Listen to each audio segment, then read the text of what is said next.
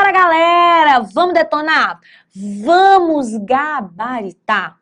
Filho, filha, vê só, essa é a nossa meta. Gabaritar. Você vai acertar todas as questões de processo penal na sua prova. Essa é a sua meta, esse é o seu foco, essa é a sua principal meta. Destruir o teu examinador.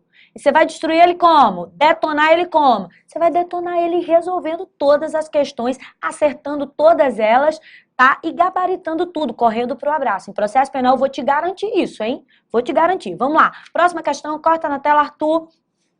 É vedada a utilização, é vedada, isso aqui é muito importante, tá? A utilização de inquéritos policiais e ações penais em curso para agravar a pena base. Corta para mim, Arthur. Vamos lá. Filho, filha, vê só. A questão é de 2010, né? Esse posicionamento aqui é um posicionamento do STF e também é um posicionamento sumulado do STJ, certo? Então, o STF, ele entende, tá? A mesma coisa que entenderia o STJ. Acontece que o STJ, ele editou uma súmula, que é a súmula 444, tá? A súmula 444 vai me dizer que é vedado a utilização de inquéritos policiais em curso e ação penal em curso para agravar a pena base. Então, vamos pensar o seguinte? Vamos lá. Arthur cometeu um crime, certo? Um crime de roubo, certo? Por esse crime de roubo, Arthur está respondendo a um processo, tá? Acontece que Arthur era uma pessoa de bons antecedentes e tudo mais, e aí, primário, Arthur ficou respondendo ao processo em liberdade. Só que Arthur, ele, assim, uma pessoa muito contumaz, ele tinha que praticar crime de novo. Aí Arthur, achando pouco, né, vai lá e agora rouba de novo. Quando ele rouba de novo, perceba, ele tem um primeiro processo que está prestes a ser julgado pelo juiz e ele tem, então, agora um novo crime e um novo inquérito para apurar esse crime praticado por ele, certo? Uma ação em curso, um inquérito novo instaurado. O primeiro roubo de número 1, o juiz tem ele aqui, o processo está na sua mesa, o juiz vai decidir. O roubo de número 2 está lá na delegacia.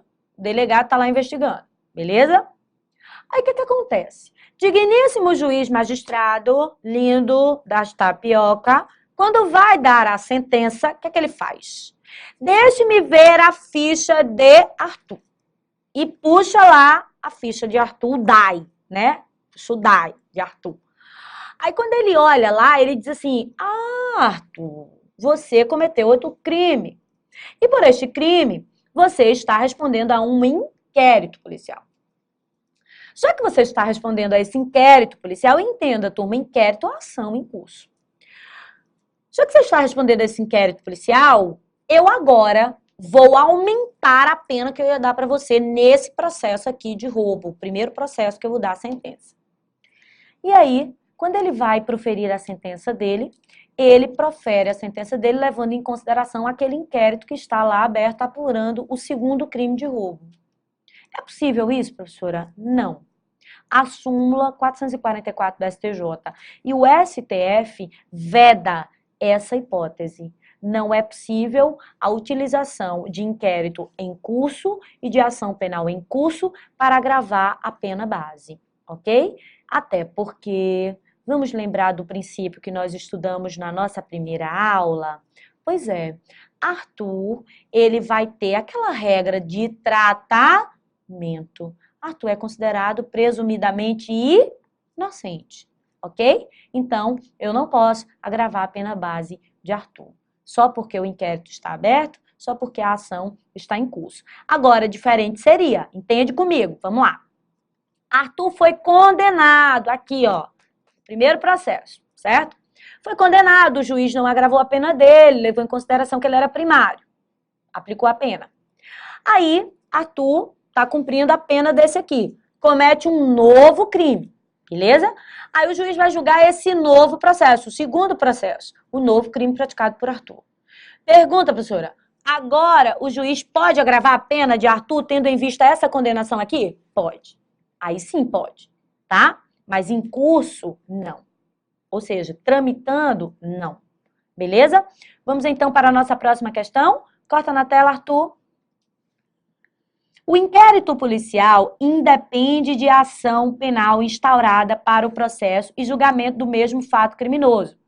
Razão pelo qual, tratando-se de delito de ação pública condicionada, e aqui, filho, vê só, eu quero que você marque isso, tá? Nós vamos falar de ação penal pública condicionada, certo? Ação penal pública condicionada à representação, o inquérito policial poderá ser instaurado independentemente da representação da pessoa ofendida. Corta na tela para mim, por favor, Arthur. Queridos, corta na tela não, corta para mim. Queridos, vamos lá. Primeiro lugar, quando você fala em inquérito policial, que você sabe qual é a finalidade dele, lá no artigo 4º, apurar a infração penal, né? E aí você passa a ter ideia de que o inquérito policial serve para apurar o crime. O artigo 5º, ele começa a trazer para você as formas de instaurar esse inquérito. Quais são as formas de instaurar o inquérito, professora Estefânia? O nosso legislador, ele atrelou, ou seja, ele vinculou a forma que eu vou instaurar o inquérito ao tipo de ação. Não entendi, professora. Vamos lá. Se a ação penal ela é pública incondicionada, incondicionada, o delegado de polícia instaura o processo de ofício.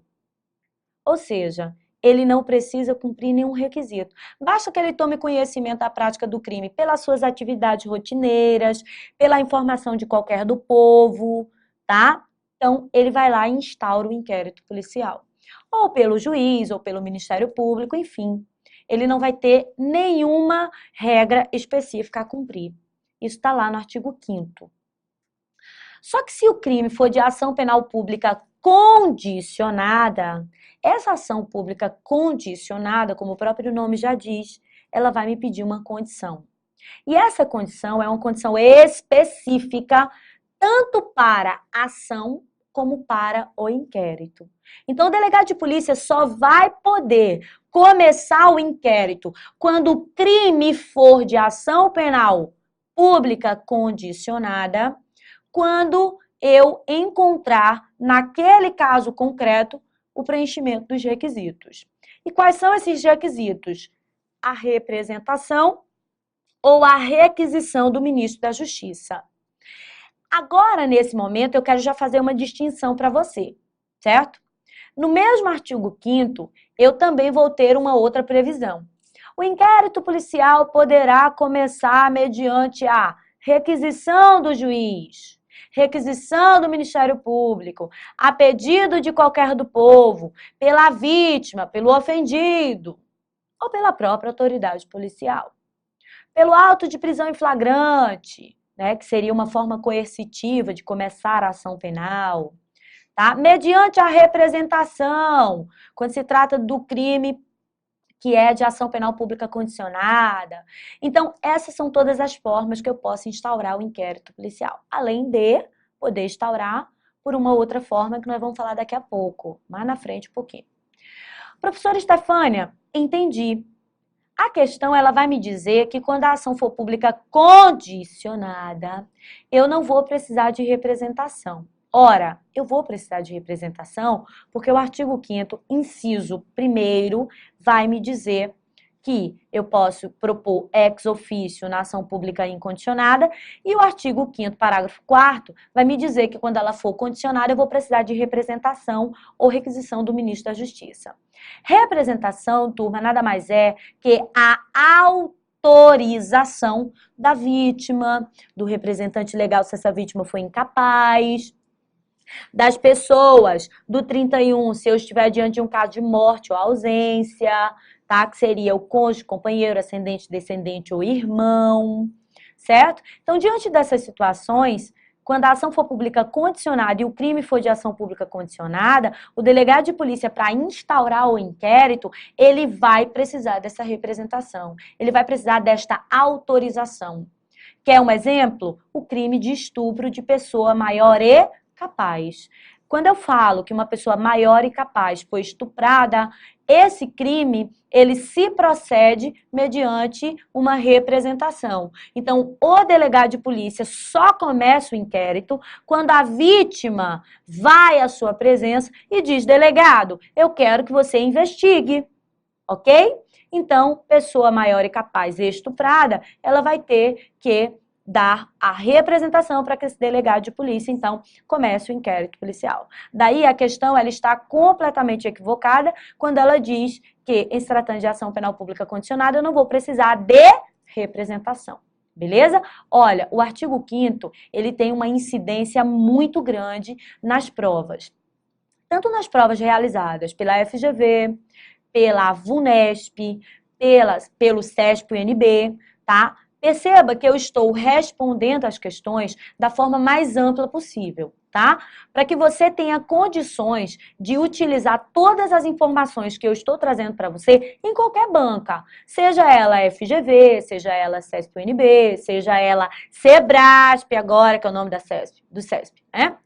Seja ela VUNESP, tá? Ou qualquer outra banca, certo? Que venha a realizar seu concurso, que seja uma banca estadual, por exemplo, né? Então, toma cuidado que o artigo 5º, formas de instauração de inquérito, sempre cai. Você tem que lembrar que as formas de instaurar o inquérito vão estar diretamente relacionadas com o tipo de ação penal, ok? Então, vamos lá. Vamos, então, para a nossa 10ª questão. A questão de número 9, ela está errada, beleza? Questão de número 10, corta na tela, por favor, Arthur. A reprodução simulada dos fatos ou reconstituição do crime pode ser determinada durante o inquérito policial. Caso em que o indiciado é obrigado a comparecer e participar da reconstituição, em prol do princípio da verdade real. Ok? Bom, corta na tela, por favor, Arthur. Corta na tela, não, corta pra mim. Queridos, vamos lá. Vamos conversar um pouquinho. O artigo 7º vai falar pra gente da reprodução simulada dos fatos. Veja só, o artigo 7º vai me dizer assim: a autoridade policial poderá reproduzir os fatos para saber se a infração penal ela ocorreu daquela forma, né? Desde que esta reprodução, esta simulação dos fatos não contrariem a ordem pública e os bons costumes. Professora Estefânia Rocha, o que seria essa contrariação aos bons costumes e às ordens públicas? Veja só, não vai rolar, por exemplo, um delegado de polícia observar assim: o crime foi de estupro. Então vamos lá, vamos reproduzir os fatos. Vem pra cá, deita aqui, como que foi? Não dá, né, gente? Então, vê só.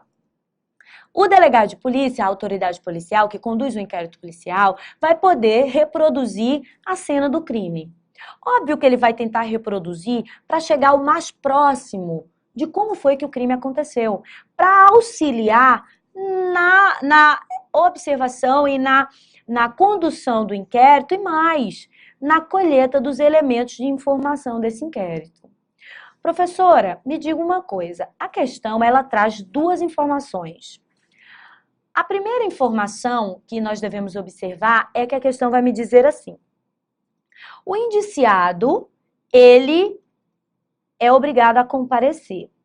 Até aqui está certo, ele é obrigado a comparecer. A jurisprudência tem esta posição. Só que tem uma outra afirmativa. O indiciado é obrigado a participar. Aí, o buraco é mais embaixo, né? Aí é que o bicho pega. Por que o bicho vai pegar? Porque nós temos um princípio, que eu não falei com eles, né? Não falei dele para você, que é o princípio da vedação da não autoincriminação. Que princípio é esse? Do latim nemo tenetur si detegere. que significa isto? Você está falando em latim de novo. Professor, eu não gosto quando você fala em latim porque eu não entendo. Ah, você entende sim. Vamos lá. Esse princípio vai me dizer que ninguém é obrigado a produzir provas contra si mesmo. E aí você deve estar escutando muito isso, né?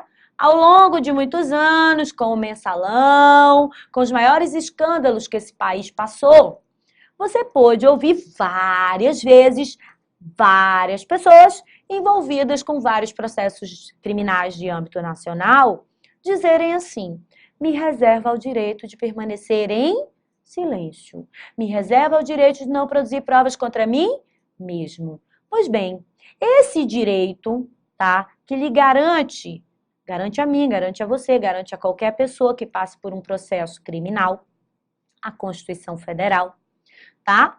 Ele também alcança o indiciado. Logo, dizer que o indiciado é obrigado a comparecer estaria certo, tá? Porque o próprio Código de Processo Penal diz que a autoridade policial mandará conduzir coercitivamente o indiciado para que ele compareça à delegacia de polícia ou ao ato em que se realizará, tá?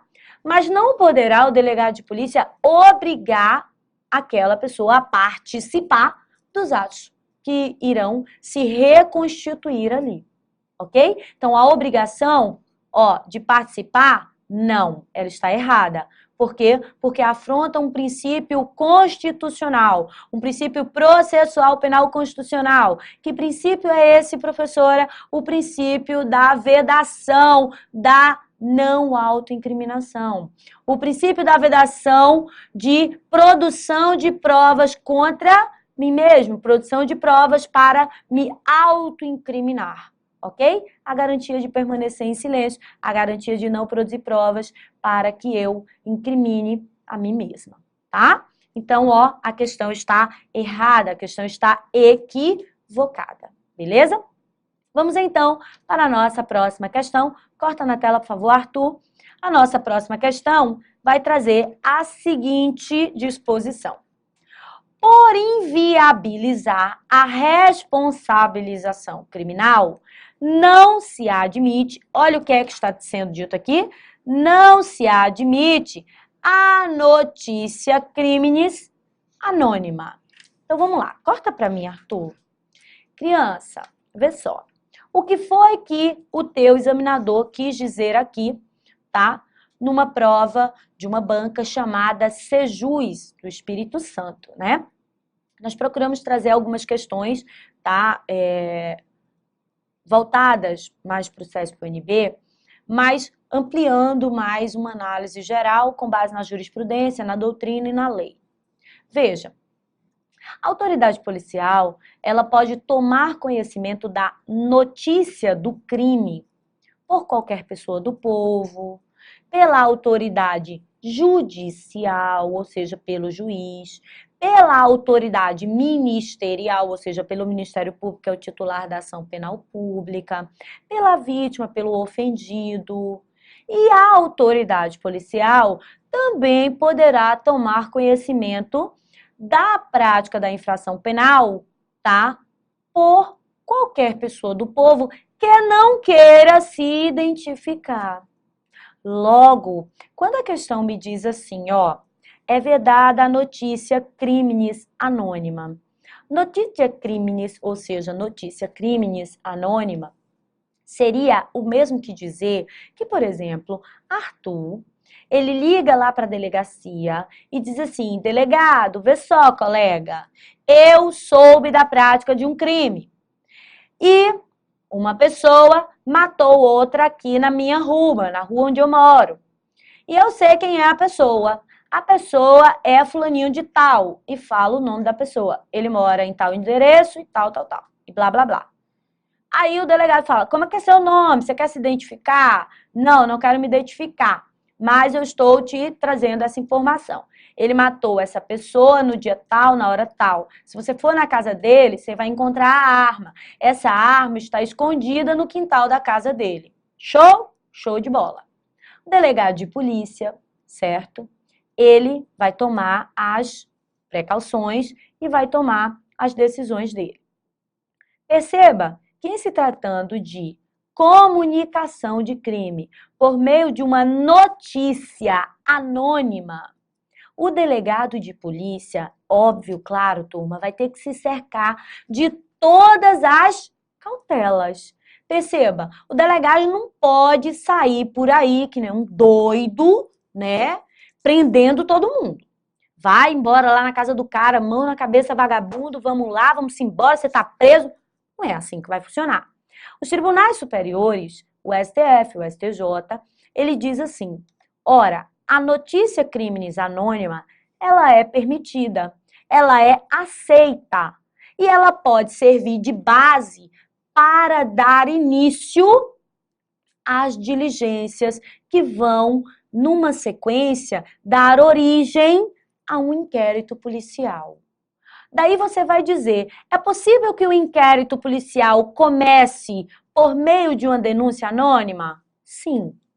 Aí você vem para o resto. Desde que a autoridade policial se cerque, ou seja, faça a averiguação, vá conferir se aquelas informações que Arthur traz para ele são informações certas, são informações verídicas, são informações que ele pode considerar como informações verdadeiras, aptas a produzirem a abertura de um inquérito policial, ok? Então, o STF e o STJ apontam para a posição de que é possível sim começar o inquérito policial mediante uma denúncia anônima, desde que a autoridade policial ele verifique, confirme se aquelas informações elas procedem, são informações verdadeiras, tá? Mas por que ele tem que fazer isso, professora? Ele deve verificar, ele deve confirmar, ele deve conferir se essas informações são verdadeiras. Você sabe que o inquérito policial ele é regido por um princípio chamado princípio da indisponibilidade. Aliás, perceba, uma característica, né? Porque na ação penal é indisponibilidade. Uma característica, que seria a característica da indisponibilidade. Então, o artigo 17 do Código de Processo Penal vai me dizer que o delegado de polícia não pode arquivar o inquérito. Se ele não pode arquivar, isso significa dizer que se ele instaura um inquérito, se ele abre um inquérito sem ter a certeza daqueles atos, ou seja, da notícia daquele crime, ele, obviamente, depois não vai poder arquivar. Então, o que ele vai fazer? Ele vai, num contexto geral, criar um total desserviço, né? Vai canalizar a energia do Estado, do poder público, para uma ação que não seria uma ação correta, ok? Então, o STF e o STJ diz, tem que se cercar de todas as cautelas, tem que saber se aquela informação ela é verdadeira, tem que saber e confirmar, para poder, então, instaurar, uma vez que você não pode arquivar. Se você não pode arquivar, tenha cuidado quando você for instaurar, para você não utilizar a máquina pública de uma forma que não deve ser utilizada, tá? Então, a questão, ela está errada, beleza? Porque diz que não permite, mas permite. Vamos avançar? Vamos, então, para a nossa questão de número 12. Corta na tela, por favor, Arthur. A questão de número 12 vai trazer para a gente, tá, a seguinte alternativa. São formas de instauração do inquérito, do IP, de ofício, pela autoridade policial, mediante representação do ofendido ou representante legal, por meio de requisição do Ministério Público ou do Ministro da Justiça, por intermédio da autoridade do auto de prisão em flagrante e em virtude da delatio criminis anônima, ou seja, da delatio criminis anônima, após a apuração preliminar. Corta para mim, Arthur, por favor. Professora, a questão ela agora se ampliou muito mais, né? A senhora traz para a gente as hipóteses delineadas, as hipóteses descritas no artigo 5º do Código de Processo Penal.